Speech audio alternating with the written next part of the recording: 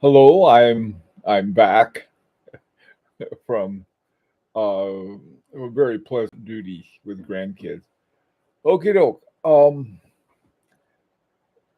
So let me start off by asking you: is the sound okay, and how about the video?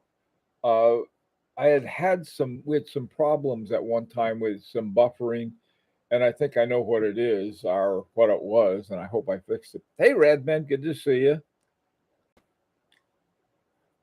We're going to be talking more about some. What I wanted to talk about today was I'll start off with a I'll start off with a gang story about gangs. Hello, Graham. Hi, Mark. How you doing? Good to see you. Um,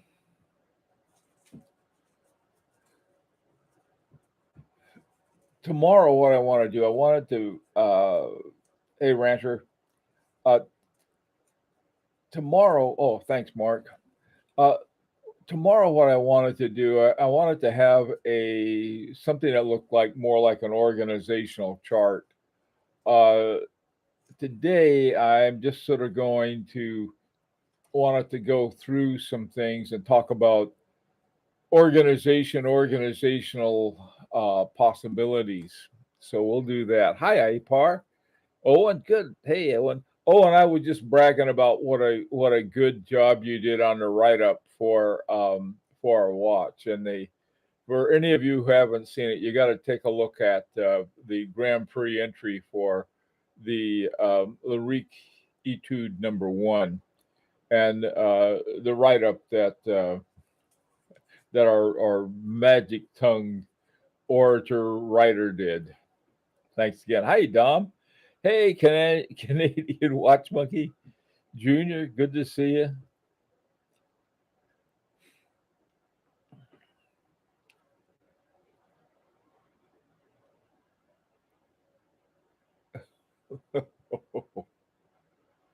Oh man, Clyde, Clyde's at it. Okay, here is simply an observation. Okay, during my misspent career, I spent about uh, 12 years roughly doing research on delinquent gangs. That book right there is when I published on it. And the one of the things that I noticed, I started in I think about 1988 thereabouts, and went out and spent a lot of time with the San Diego gang group, and was trying to understand pretty much gang violence.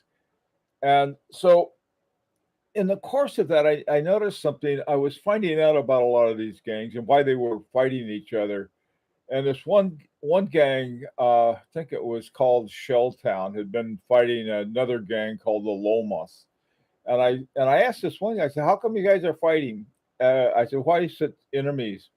The guy said, "I'm not sure. It happened a long time ago, and when I joined the group, they, were pretty much well. There are I don't think they use formal terms like rivals. They call them a bunch of names, so I won't go into that. But the point is that today, this is like 30 something years later, I was looking at, taking a look at the gangs in San Diego, and they were still there. Now, in fact, there's one gang in LA and Los Angeles called White Fence. They were there since 1939, and the same gang is still there. They still are, being gangbangers. And so I was thinking about that. Now, there used to be this, I guess it was an investment financial company called EF Hutton, and they had this great ad, and they went something like this: when EF Hutton talked, people listened, and they had all these people listening. Well, they went out of business. Either that, or they were bought and they became something else. I have no idea what happened to them. Same thing happened with TWA. Happened with Pan Am and I don't know how many other companies were here once and are gone. But the interesting thing about the gangs and their orders, they have outlived all of these formal organizations, and very strong loyalty and everything else. Of course, they get themselves killed and arrested and everything else, but that's another story.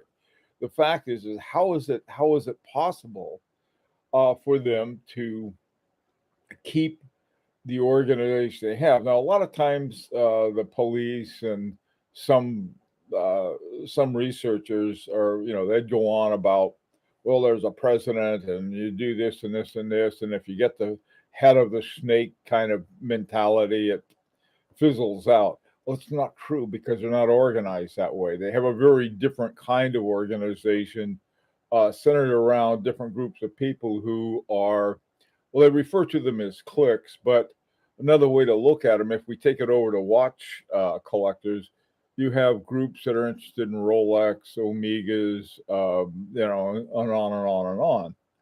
So, I mean, but they usually don't do anything together. In other words, they don't go out and they say, hey, let's go create something new with a new watch. And so some groups have done that. The group that we call Larique went out and did that, and so the question is how do you go about organizing it? The if the temptation is, well, let's go take a look at some types of organization, and if you do, there's a lot of different kinds, and some are practical, some are they're just different kinds of organizations. And the question is for watch collectors, what would you want to do to organize? And basically, there's this one kind of organization, and that is to use your collective buying power, so to speak, to create a watch that you'd like to have, either from scratch, which we did pretty much with Larique, or what a lot of other groups have done. They'll go to, for example, H. Moser was one, and they went to H. Moser and they said, "We want this watch, and I guess we'll buy so many, how many of it is." So, but it's something that I think can be good not only for the watch collectors but also for the organization.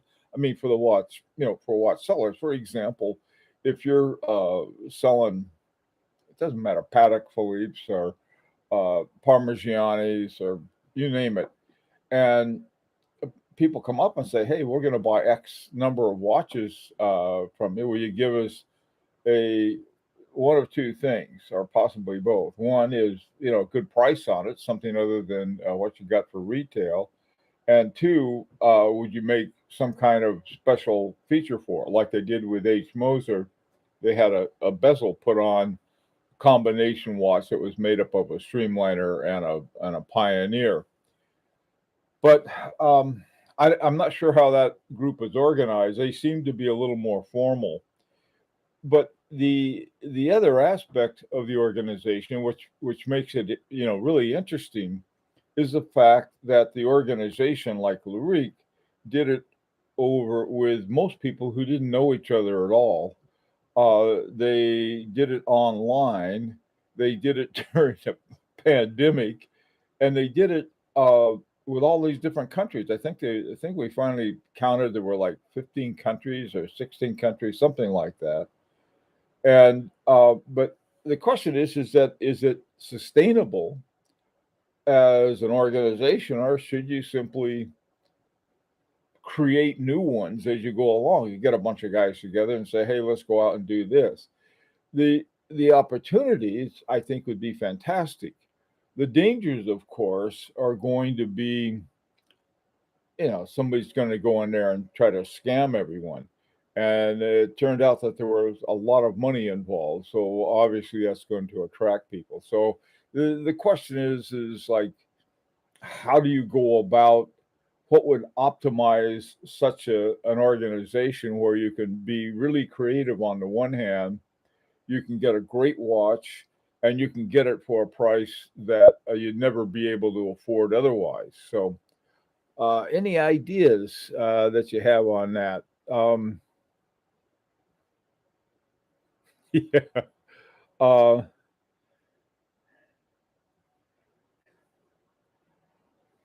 yeah, it's my gang beret. Oh, it's the old guy's beret. Um, yeah, I mean, I in business, I was talking to an economist. This is uh, recently, and she was telling me she was on the ground floor when this one particular company started, and the company just has done it very, very well. And in part, it was due to her work that she did for them and had equity in them and so forth. The next thing she knows, she was gone, and she saw opportunity elsewhere, and there were some other kinds of things that happened. The new company she went to, the same thing happened. Had equity in the company and got started, and then another company bought them, and something weird happened, and so she left that. But it was an interesting thing is that here these are serious business people, not a bunch of yahoos who like to collect watches and save money, and like sort of quality and save money at the same time. So that becomes a thing. The way we're doing it right now is the way we did it last time, and there's probably a lot of uh, there, as it grows, uh, there may be more problems.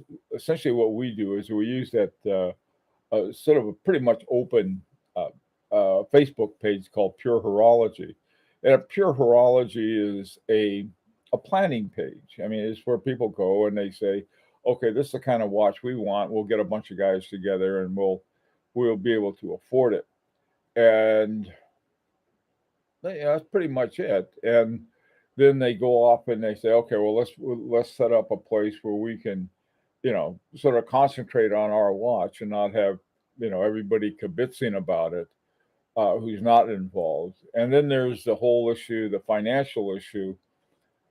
The Turned out that the financial issue was more difficult, not so much in the amount, because the amount was very bargain amount. I'll put it that way, comparatively speaking, but rather sort of the nuts and bolts of it, and it was very nerve wracking for me. And we did the whole thing with wire transfers. There was no credit cards. There was no PayPal involved. It basically, we were doing it without a net. Now, um, I, the good part about it was that we were able to we didn't have the kind of service charges that you'd have with PayPal or a credit card, something like that. Uh, Maybe that was it was whether that was the best way or not. People, that's one of the things that I think has to be considered. Okay, let's see what you have to say. Hi, Jonathan. Okay, fine. I'll join your game, but it better not be the West Side Story because I will not dance or thing. Well, what happened out there is the dancing rancher. Hey, Junior, are you guys the gangbangers of the watch world?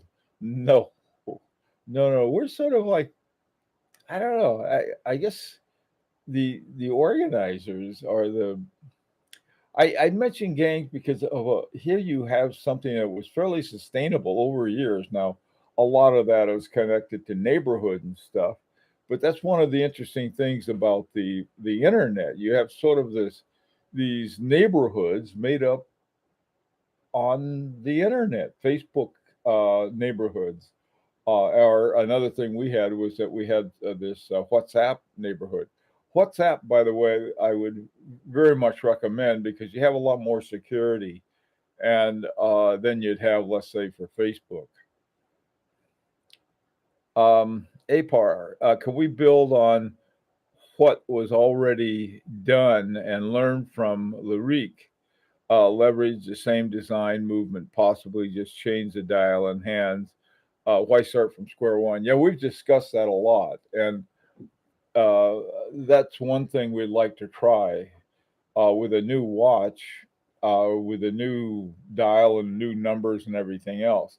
One of the things that becomes tricky is we had ours are all numbered, and everybody has a number.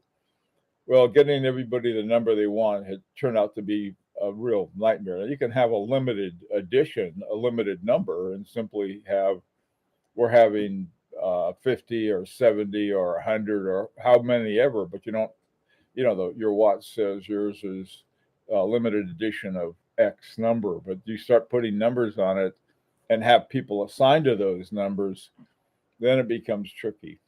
Believe me. There's certain groups who want certain numbers. That's their lucky number. That's their birthday. That's this. That's that. And they're not unreasonable. It just adds to the sort of the handling of everything. Hi, Forbin. Did you secure a designer to do the mechanical drawings? It's a good question. Yes, we did. Now, see, this is another thing.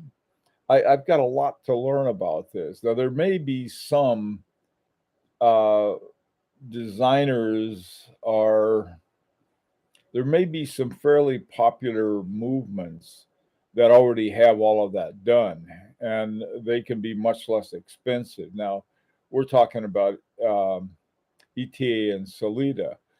What Larique deals with, we're dealing with sort of your top watchmakers. Right now, it's with Agenor, and I don't, there's, there's in terms of movements, I don't think there is anyone that is any better at it, and especially I mean, you take a Gerbel and Forsey, that's well, they start at umpteen thousand, $200,000, or Roger Smith, and he does everything by hand, one at a time, and there's a waiting list of 15 years. It's not quite that. I mean, when I say they already have a movement, or they have a base movement, I should say, uh, then the built on that base movement.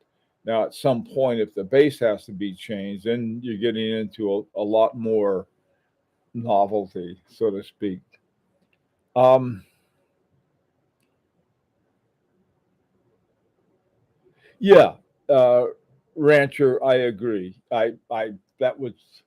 That's exactly right. One of 70. But it was some people, they got all kinds of requests. One person, I got to have 69, got to have that one. That was some weirdo wanted that. Actually, several weirdos wanted it. Since you've done it once, do you feel better about doing it again? Maybe with someone taking more responsibility, like the banker. Yeah, I'd be happy to have someone else do the banking for it. I think that the banking part, what you have to do is that I you have to communicate between you probably want I would be very in favor of having a separate banker and then have another person doing the coordination. The hard part is that you want to have as many people in a group involved in the decision making as possible. But once that decision is made, then you need one person to talk to the different other ones that are involved, the case maker, the movement maker, the dial maker, and so forth. You don't want to have a bunch of people out there telling different stories, and that becomes I think critical. Now, I suppose you could put together a team, and that says, okay, Joe, you're going to handle the case, and you're going to deal with the people that are asking questions about that, and then somebody else doing this. As long as there is near perfect communication, that'll work too. Um, and then getting the invoice and then sending it to the banker, and the banker pays for it and lets everybody know the amount of the payment and everything else. Um, yeah, it's something. The thing of it is that what happens in most organizations, not in gangs, is that you well in more formal organizations, what they try to do is they to make it more efficient, they break it down into specializations, and it is more efficient because of it. And rather than having three people sort of fumble through one thing, they'll have one person do the one thing well, or sort of be in charge of a team doing one thing well. I don't know. I think that I sort of like there's probably a certain number where things will break. The concept of a unit and the concept of a group, I think, is well illustrated with the concept of a straw. If you have a single straw, the straw has certain properties of its own. But then when you have a stack, the stack has different properties, and those properties are not of any one of the single straws, but they are combined together because they have a structure. I mean, it's sort of like you have I beams, and then you have a structure of I beams that will then create something different. And similar thing happens in a group, and I think that maybe the way to approach this would be to have task groups. In other words, that okay, you got to watch. We have a certain number on it, and then we'll have Tom, Dick, and Harry. Each one have a different group that they do the coordination for and they do the banking for. So there are things like that. I think I tend to favor that more so than sort of some kind of overly centralized uh, kind of element to it. But this is something that there's we can do whatever we want. I mean, we're not dealing with some structure maker. We were dealing with a bunch of guys collecting watches who want to get really good watches at prices they can afford. We started off, and we may not have been off by too much, but most businesses um, have excuse me, I'm going to sneeze in a second. The most businesses have a ratio of like 1 to 10, and that's your manufacturing cost is one, and your retail price is 10 times that, and that includes everything that has to be done to sell a watch or anything else. Now, where you have a very small number. You take Gerbil and Forsay, for example. They make these wonderful watches. Same thing with Roger Smith and Kari Vuitton and a lot of these other independents.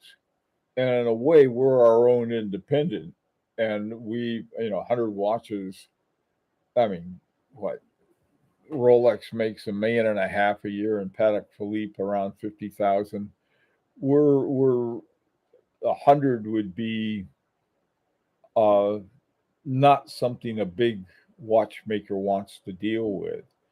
Uh, but they may have a little cut out a little piece for you, like H. Moser did. Also, I think the same group did something with IWC, and they did something with Zenith. I mean, you do have larger watch companies taking a little, saying, "Hey, look, I think we can make this special one for these guys," and they're all sold and everything else. You have to have everyone trust Lee. That is the part that's incredible responsibility. I don't like people to trust me. I'd rather have them not trust me. It makes me feel more comfortable. you know, just keep an eye on this guy. Okay. Um, Clyde wanted 68. Red Fox said that uh, means you do me and I owe you one. Sorry, children. Don't read that. That means you do me and I owe you one. Okay, Forbin, let's see. I love the name Larique. My childhood telephone exchange was LY2. That's interesting.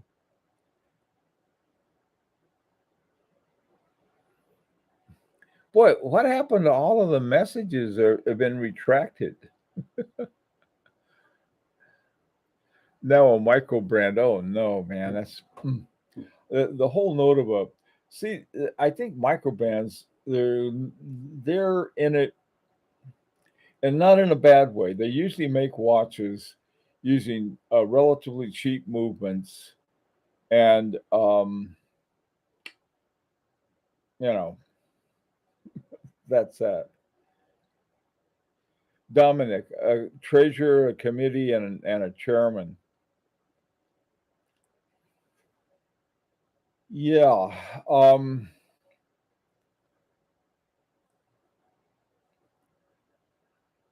the that's the other thing. This is what's difficult for me is to leave anybody out. If you have a committee, even though the committee has agreed to, I sort of like the idea of including everyone. And see, one of the things, Dominic, is that I think the internet has yet to be fully exploited, so to speak, for new kinds of organizations. I mean, here we have something that worked with all from people all over the world who didn't know each other, and they all had some amount of say one way or the other. And it's sort of like, okay, so how do we have something like that's sustainable? I think probably I the more I think about it, the more I like the idea. You can have a single organization, and then when you have a project to do, you have project teams. And and instead of having a treasurer and a committee and a chairman, you'd have a treasurer and a coordinator for each one. So you have a fairly small uh, organization, but you keep every element of it small. The other thing too is that I think one of the things, the more knowledge you have up front at the beginning of a project, I think the better off you are. What we did initially, we had these little bitty payments, and for each task there was a payment. So we had okay, so we added up, divided by 50, and say, okay, everybody owes this much, and that is first of all, it requires more transfers, and transfers cost money. Before my bank decided I was richer than God, which I wasn't. And what they did, they said, okay, you're up the platinum level. We're not going to charge you for transfers. Before that, we spent up to $1,600 just in transfer fees to my bank. This didn't count the transfer fees coming from another bank, and it didn't count for the. We were dealing in dollars, and so somebody from pounds to dollars, or from euros to dollars, or Swiss francs to dollars, that was another charge that they'd have to pay. I know that because when we paid our bills to Switzerland, my bank was not. It was very happy about giving me something. Um, so it's one of those things. Okay, what is it's a rancher's up to? It's writing all kinds of stuff and erasing it before you get a chance to look at it. Okay. How deep did you get into the origin of Lurique parts? I understand the companies are Swiss, but were the movement parts and the case part made in Switzerland? Yeah, they were. This was Forbin. This is something that for lots of reasons, they were all Swiss. One, there was some kind of jam up in China, for one thing, for if they were getting parts from elsewhere. The other thing is that the the company's reputation was such, it was very important for them to use Swiss parts, and they had all of the connection. Uh, Early on, there was uh, well, I guess sort of a special parts show. I guess is sort of like a where all of these companies that provided parts for watches would meet and so forth. And Agenor was at that one of those meetings, finding out about the parts for our watches, and these were all Swiss. So you have things like that going on. That's the other thing. I'll tell you, if and that's I think is important for getting everybody involved. You learn so much. I mean, my God, I tell you, before we started this project, I think all of us were and we all thought we were pretty smart. we, we had a great deal to learn, and that was to me that was one of the most interesting and fun parts of it. Um, Hi, flippin' Zippo. How you doing, man? Okay, it got a but with a conversation going on with everything retracted. Okay, what are some thoughts you guys have on this? Because I think I think it's important that we knock these things around, because if we can find a better way to do anything, um, and again, this is the other part that's really important. This is all volunteer stuff that we're doing. This is nobody got paid, except insofar if you count the amount that a watch that we ended up getting would be what the retail would be, and you subtract one from the other, we all made a bundle in that sense, but not in the sense that anybody walked away with more money than they put into it.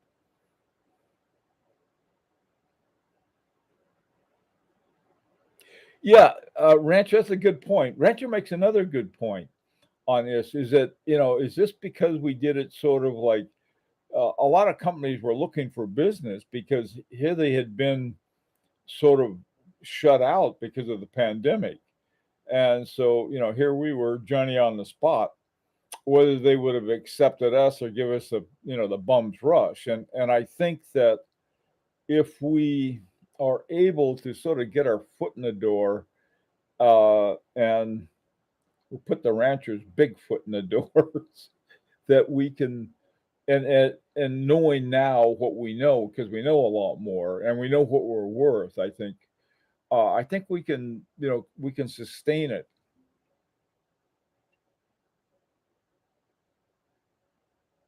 Oh, yeah, yeah, yeah, yeah. They weren't unapproachable, but I had talked to some different companies. I talked to Marco Lang and to Stefan Kadoki and I think Richard Harbring. The three of them were, I thought, oh, maybe put something like that together. Um, so, but maybe in the future. The way you look at these things, we really didn't have a lot to, because we didn't know anything. We said, "Hey, I would like to do this and stuff," and we lucked out. See, we sort of had a false start, Rancher. Remember the about a year before we actually started this project, we were talking with Agenor, and Agenor said, "Well, you guys can have one. Here we have one for you for we can have a movement with a base, an ETA base, and then we have another one for you that we could have a Vossure base, and then we have another one for the with an Agenor base. Well, the Agenor base was way up here, and but that's what we wanted." And so it was made too much in the pandemic at the time.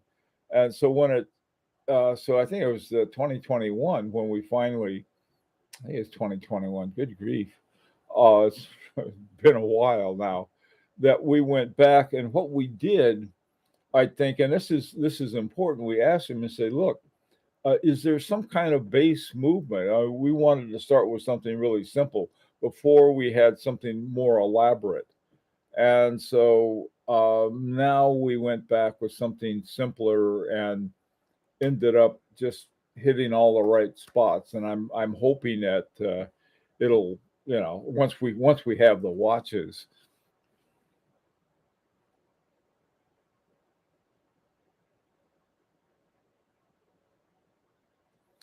Um, well, Mark, yeah, we're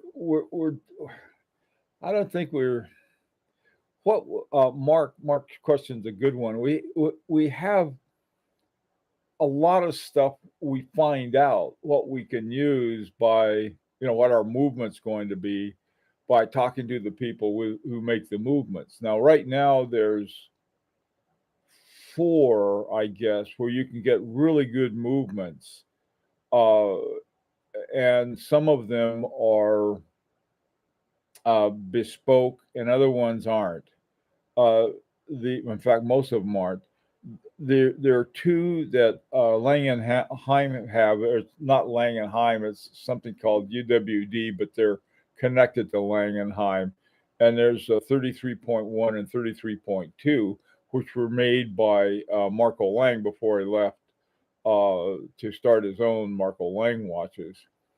Then there's Vaucheur, and that's you have to get 25 people together. Well, that used to be a problem, not anymore, and you can get a really good Vaucheur movement that way. Another one is Crenode, and this is by Jean-Francois Mojon, one of the top watchmakers around.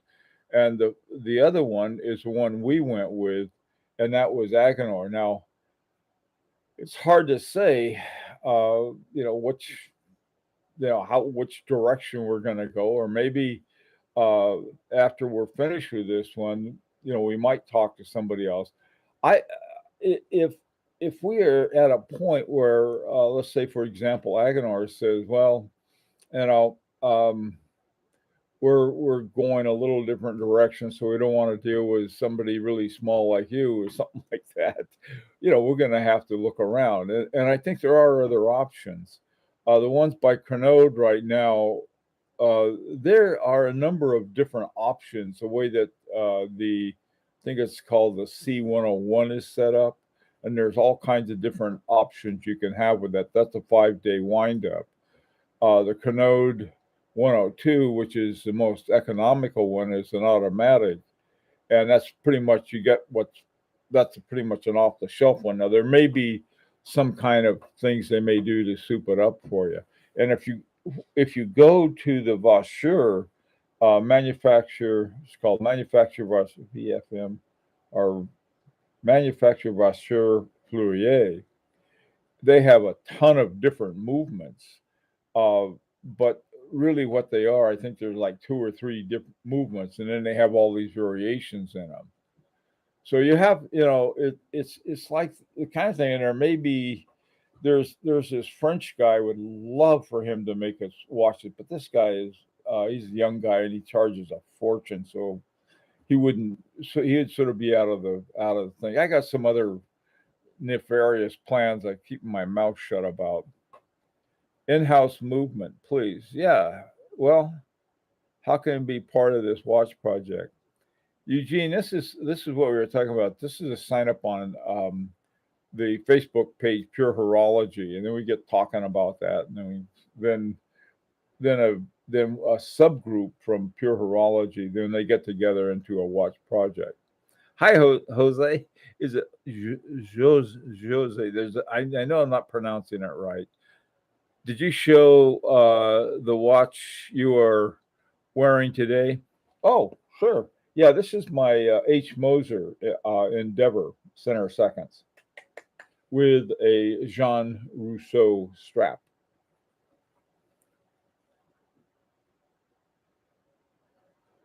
Go for Marco Lang.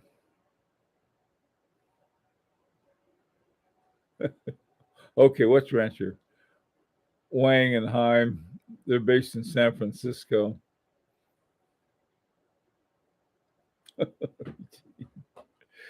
Okay.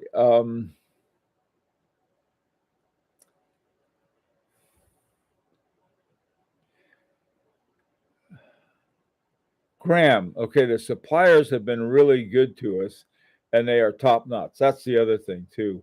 Uh, so it's good to stay with what you know and give them our support. There are a lot of good reasons for it. First of all, they are so good. We have been treated wonderfully well, and not only do we get what we ask for, we get more. And that's, to me, if you deal with really top good people, you get good stuff, and that's what we did. And it does.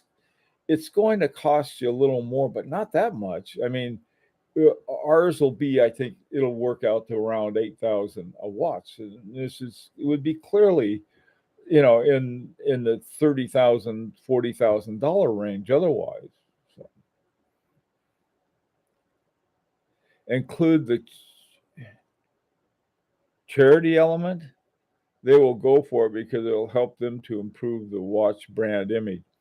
Eugene, there's a way that I was thinking that we might be able to do that. And they have this thing called the Only Watch, and all we'd have to do is slap on a new dial and hands and put it in the Only Watch contest. And I think that would be sort of fun. It's not a contest; it's an auction to raise a lot of money. Uh, our charity, though, is going to be the Horological Society of New York. They're the ones that we've decided that would be a good one to support. They support young watchmakers and other kinds of things that they do. Hi, Rohit. Hey, Taram, how you doing? Neff. Um,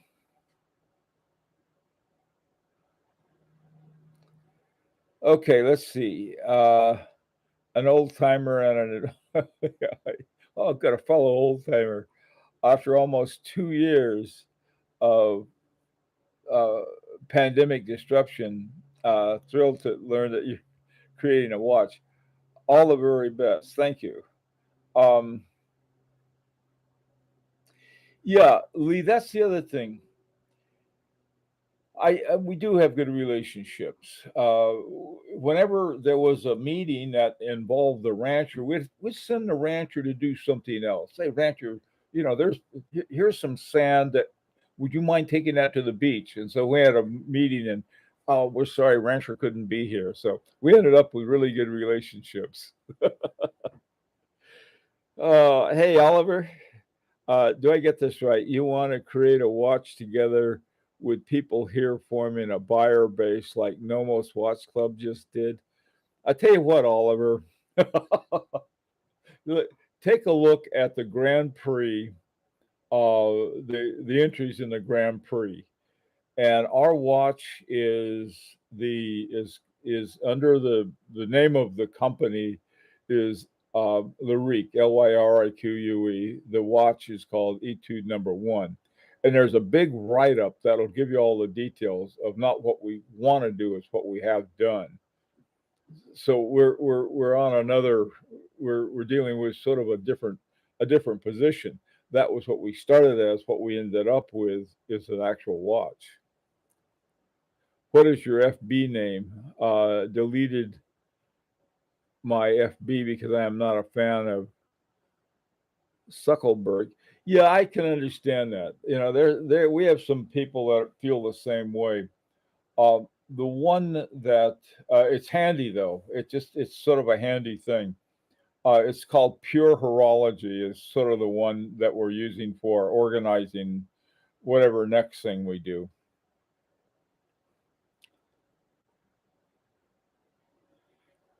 Bespoke Zarthuza. A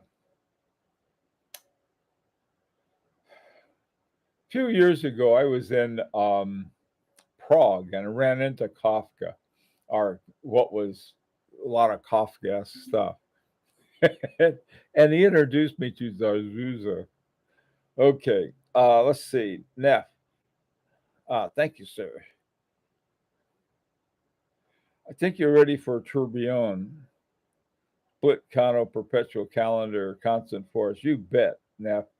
I tell you, that's another thing. Though, one of the things that Carnot has, they do have a tourbillon, and so that for interest in a tourbillon, which I am not, interested in, but some guys are. That would be a way to get a tourbillon.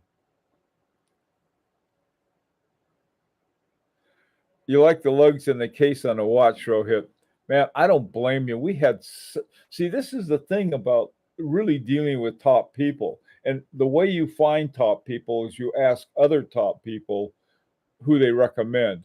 We went with whomever Agenor recommended and couldn't have made a better decision. I think going in, we wanted to work with Wooten, Lannon, and Caton on the case, and we did that. But the thing that really made it, what we had in mind was sort of a, pretty much standard Wooten, Lannon, Caton uh, teardrop lugs. That was pretty much it. But what we ended up with was this wonderful case by this designer, um, Matthew Allegri. Man, just so that's another thing that I'm glad you brought that up, Rohit, because it's because we were working with such good people that we ended up with I think a really great watch.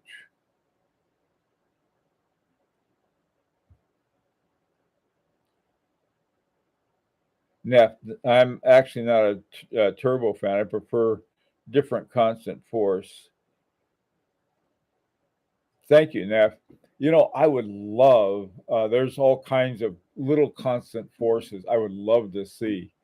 The uh, uh, If I could think of a constant force, just a simple constant force, and I don't know if there is one. The one I would really like would be something like a Remontois Egalite. That would be very cool if there was some way that you could have that.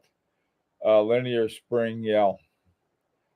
Fusee and chain. Fusee and chain is that gets pretty fat. Uh, but I would love to have a Fusee and chain. Rohit, probably what I'll do to get a Fusee and chain is go look on eBay and find a pocket watch with it. I don't know about that. Okay. All right, guys. Well, listen, I am way over. Where's Rancher? He's supposed to help me keep time. Anyway, what I'm going to do is that I'm going to do a little sort of for tomorrow's for Monday's video. I want to do a little vest pocket video on a sort of the different structures we have that we use to create our watch, and look at it as sort of a perhaps some kind of what kind of model that would be able to do that. Who did the write up for GPHG? Um, the main write up was done by one of our members, Owen. Uh, Owen is, I don't know, it was stereotype. I shouldn't use stereotype, but I figure, well, they're Irish. They must be great writers. And so we had Owen, and he did a great job for us. I did a little of the outline stuff and provided some of the technical stuff. And a guy named Andrew, who had done some editing for Oxford University Press, helped us out too. So, okay, Rancher, Clyde, you're right. Anyway, guys, thanks for putting up with me. I'll go back to my regular schedule. I wanted to talk about these kinds of things because I was sort of getting to a point where we'll be going, perhaps doing some more. I hope. Take care and stay safe.